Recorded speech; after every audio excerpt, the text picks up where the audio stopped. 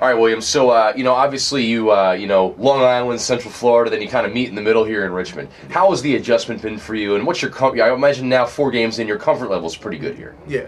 Well, honestly, coming here was going to be good for me because I have a lot of family that lives in the Newport News area, family that stays in North Carolina, Greensboro, Fayetteville as well that we just played.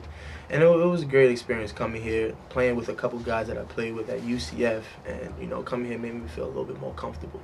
Yeah, sure. So, is that kind of what made you zero in on here? Virginia Union, kind of like the family and everything like that? I wanted to be closer to my family because, coming from Long Island all the way to Florida, it's a big cultural shock. And, I just wanted to get somewhere where I can have family, I can lean back on, have someone to call, and, just have someone to look forward to if I wanted to stay away for the weekend and go to their house or something like that. Well, and you're certainly making the most of your opportunity. You lead the CIAA in rushing, 13th in the nation among D2 schools in rushing. What has been the secret or key to your success so far 4 games in?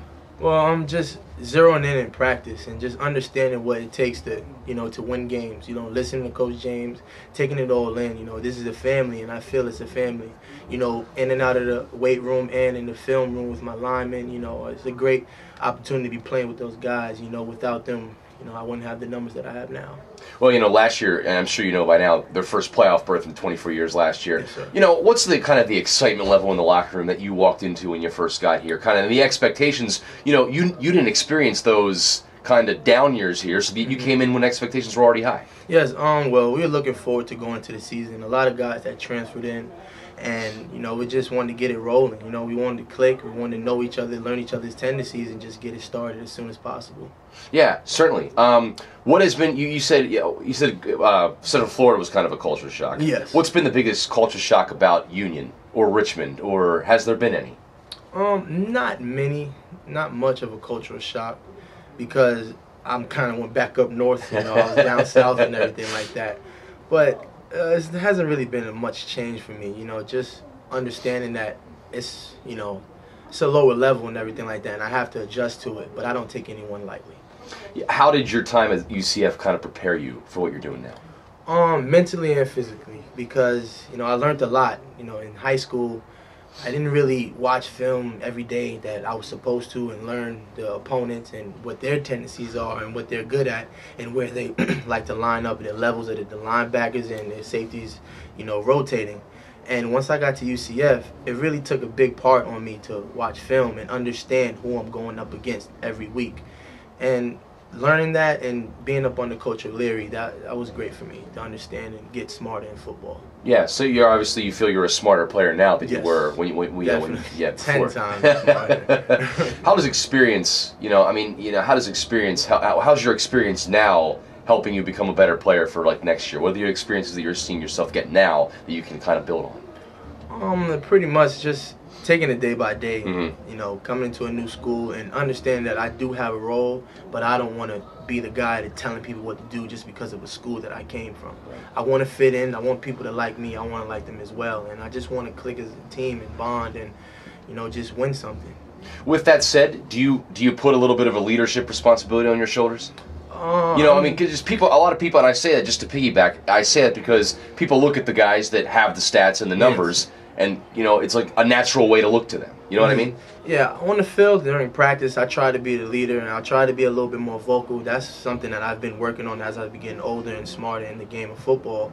Been trying to open my mouth up and let people know how I feel, but I don't want to be negative towards anyone. I want to have nothing but positivity with my teammates, and I want them to understand that I understand them as well. Yeah, absolutely. William, anything that I missed you want to add? I'm just ready to win, and I'm a Panther pride. That's all. And how many years do you have left? This is my last year. This is your last year, so yes, this is it. Yes, sir. Awesome. Thank you. Thanks, William. Appreciate you. All right, Coach James. Well, thanks for being with us. First off, I guess your overall thoughts. You can look at me. Don't even worry about this guy here. Overall thoughts on the season so far. You had I know you had a rough one earlier, but then as you said, you kind of have bounced back so far. Well, our plan was to play 2 national competitive Division II programs in LIU and Newberry the first 2 games of the season to try to set the precedence for the remaining portion of our schedule. We feel as though we're right where we kind of want to be, as in getting ready to get in the teeth of our schedule. We're healthy. I think even though we lost the 2 early games, I think we built off it and became better for it. You say, okay, I'll piggyback off that for a second. How do you notice that? Do you notice that when you get into your conference schedule now that, hey, I'm seeing the payoff and the dividends of those first 2 games, even though those previous 2 games were rough?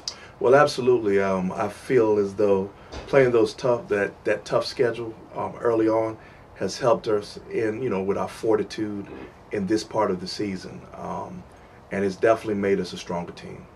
William, adding him probably wasn't the worst thing in the world for you guys. Absolutely, great addition. How does that, I mean, his numbers speak for themselves. Mm-hmm. Among the national leaders in rushing, mm-hmm. leads the conference. What does that do for you guys, making you a two-dimensional team and giving you a legitimate running threat? Well, it's always important to be able to move the ball by running the ball. We have Shaheem Dowdy, is one of the most prolific passers in the CIAA. So when we added Stanback to our offense and our arsenal, we felt like that he would supercharge what we were trying to do. He's had a great 2-3 games where he's really come into his own as a dominant runner. And, last week he had 199 yards. So he's on track to do something special, not just in the CIAA, on a national level. What do you tell a guy who's here for his last season as the success happens and as you think maybe people will start to key on him a little bit more? Well, he just has to play his game. A young man like that has been working hard, trying, to get ready and prepare for this moment. He just needs to do what he has to do to be ready for the moment. And every game, every day, every practice, I just tell him to take advantage of that moment and that opportunity. I asked him about being a leader and kind of how that comes naturally with success. And he said he wants to be that leader, but he also doesn't want to say anything negative to anybody. Right. And he's been trying to be a little bit more vocal. Is that something that you kind of encourage him to do? Well, everybody has a different personality. He's more of a lead with action type of guy. He's the kind of guy that's going to be quiet in the locker room, but at the same time, when it's time to play, he's going to put those pads on. He's going to give you 150%. So, he's been a great asset to our program.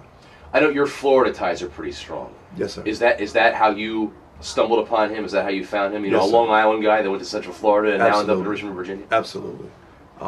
Just new coaches that were around that area, and actual Central Florida coaches, connections there. Good. Very cool. And what, he said, the first thing he said was, this feels like a family. And I know that's kind of the atmosphere you guys are going for in your time here. Right. Does it make you, does it speak to what you guys are doing that you can get players of this caliber to transfer up to Virginia Union, and as you continue to build this program, what you're trying to do? Well, we're just building on the mantra. When we came in, it was all about reconstructing what was here, and then we moved forward and tried to build upon that, move from 7-3 to 8-2 regular season. So this year our mantra was just all in, and getting everybody to buy in, getting everybody to believe in the one vision, one plan, one aim, and one destiny. And we believe that most of our kids have pretty much bought into that plan, and that's why we were able to be successful in the last 2 games. How many UCF guys did you guys get in? Was he the only one? 2. I thought there was multiple. Yes, sir. Okay, so 2. And the other one is? Miles Pace. And what does he play? He plays defensive end. Okay, gotcha. Okay, so those 2 guys kind of give you just more depth, I guess. Absolutely. Yeah, very good. And then going forward, a lot of season left, 6 more games in the regular season, more than 6 games, obviously, if things go your way. Absolutely. But what are some things that you've liked? What are some things that you'd like to see tied up a little bit more? Well, we've been here before 2 times, and we know in our schedule that we have very tough opponents ahead. The goal is just to be 1-0 every weekend. If we could be 1-0 every weekend for the next 7 weeks, that's kind of where we want to be. So we just want to take each game at a time, not look too far ahead, take care of what's actually in front of it, because nothing matters if you don't take care of the step in front of you. And then my last question for you, now that you're 4 games into the season, these guys have had a taste of success, playoff success. Do you see this locker room as a different locker room than when you first arrived here? And has that change been as dramatic as you thought it would be? Well, it's a good question. When we first took over the program, it was a challenge because we had to kind of convert the mentality to the vision that I wanted us to be in. But now I do see that there's more buy-in. We've got guys that have been here for 3 years, and guys that are seniors. And we have that buy-in, and we have that locker room camaraderie. So that's very important when you're building a football team. That's great. Coach James, anything I missed you want to add? No, sir. Perfect. All right. Thank you.